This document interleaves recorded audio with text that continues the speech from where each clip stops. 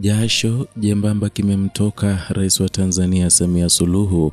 Hii ni baada ya mwanaharakati maarufu Maria Sarungi kulipua mazito kumhusu. Hujambo na karibu kwa taarifa zetu za Kenyascope, na tafadhali kumbuka kusubscribe. Hali ya sintofahamu kuhusu usalama wa raia nchini Tanzania imezidi kushika kasi kufuatia kauli nzito kutoka mwanaharakati maarufu wa haki za binadamu Maria Sarungi, ambaye ameibua madai makubwa kuhusu matukio ya utekaji yanayoendelea kutikisa umma. Kupitia ujumbe alioandika katika ukurasa wake wa mtandao wa kijamii X, Sarungi amezungumzia kwa uchungu tukio la kutoweka kwa Mdude Nyagali, akisisitiza kuwa haikuwa ajali ya kawaida au kupotea kwa hiari, bali ni tukio la utekaji lilofanyika nyumbani kwake usiku wa manane.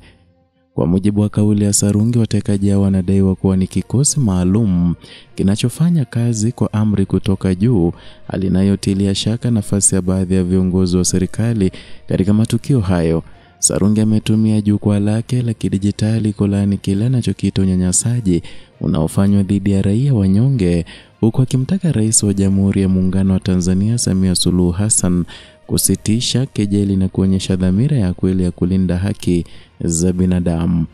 Kauli hizo zinakuja siku chache tu baada ya Rais Samia kutoa hotuba katika kuhitimisha bunge la 12, ambapo alieleza mafanikio ya jeshi la polisi katika kupambana na uhalifu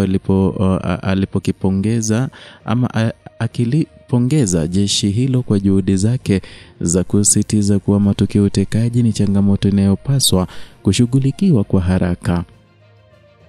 Hata hivyo, wachambuzi na wanaharakati wengi wanatazama kauli hiyo kwa jicho la pili, wakisema kuwa mafanikio yanayozungumziwa hayajagusa kiini cha hofu ya wananchi, yaani utekaji unaodaiwa kufanywa na vyombo vya dola.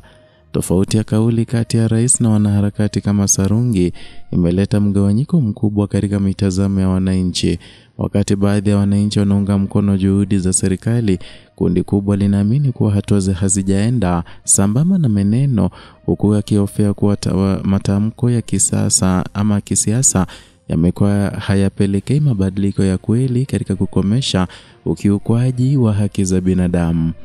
Sarungi ameenda mbali zaidi kwa kuonya kuwa jamii itaendelea kuamini kuwa viongozi wa juu wanahusika katika kutoa maagizo ya vitendo vya utekaji, mateso na hata mauaji, iwapo serikali haitachukua hatua za wazi za kuwashtaki wahusika na kurejesha imani ya wananchi katika vyombo vya usalama. Tangu kuibuka kwa matukio ya kutekwa kwa wanaharakati, wanasiasa na wananchi wa kawaida, sauti za mashinikizo zimeendelea kuongezeka zikimtaka Rais Samia kuonyesha udhabiti wa kisiasa katika kukabiliana na vitendo hivyo. Kesi ya Mdude ni mfano mmoja tu kati ya kadhaa ambazo zimeacha majeraha ya kisaikolojia kwa jamii na kuongeza hofu ya kujieleza wazi nchini. Wakati huu ambapo taifa linaelekea katika maandalizi ya uchaguzi mkuu, swala la usalama wa raia na heshima kwa haki za binadamu limekuwa ajenda muhimu. Watazamaji wa siasa na wapigania haki wanasema kuwa hili si swala la kisiasa tu, bali ni kiutu na ni lazima likabiliwe kwa hatua madhubuti za kisheria na kiutawala. Kenyascope itaendelea kufuatilia kwa karibu matukio haya na kutoa taarifa za kina kuhusu namna viongozi na taasisi za dola zinavyokabiliana changamoto ya utekaji wa raia. Endelea kuwa nasi kwa taarifa za kuaminika, uchambuzi wa kisiasa na sauti za haki kwa wote.